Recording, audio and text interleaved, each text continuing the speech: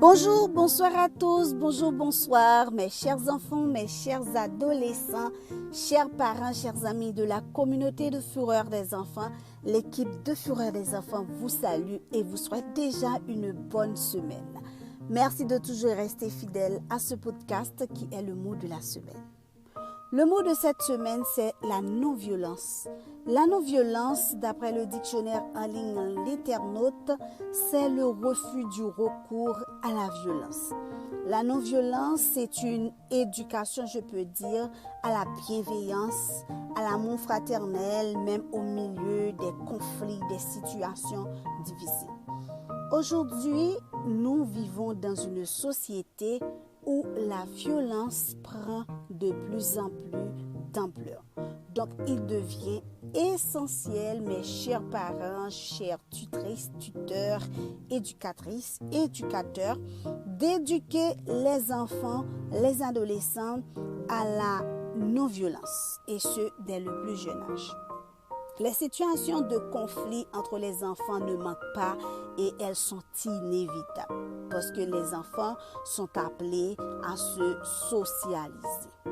Par exemple, à l'école, à l'église et à la maison, lors des camps de vacances, lors des activités d'été, les enfants sont appelés à collaborer les uns avec les autres, à se fréquenter tous les jours. Ainsi, des situations conflictuelles peuvent inévitablement se produire.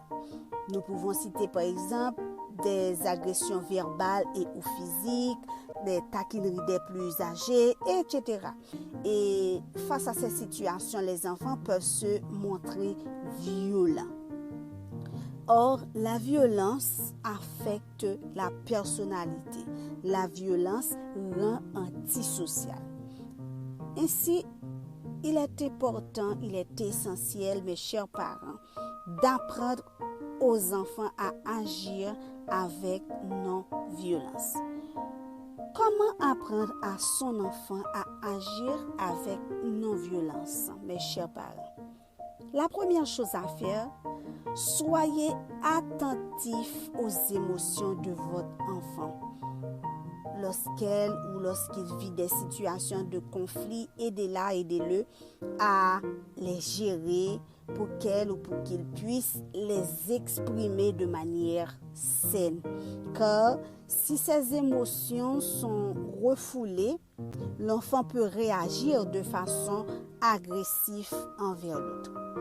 Deuxièmement, mes chers parents, apprenez à votre enfant à se faire respecter. Et pour ça, l'enfant a besoin de se forger un caractère fort et avec votre aide, bien sûr.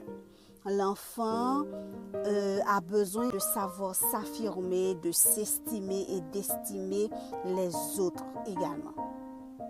Ainsi, il saura gérer avec maturité les situations de conflit, les situations difficiles, sans violence verbale ou physique, et il saura aussi éviter les comportements antisociaux.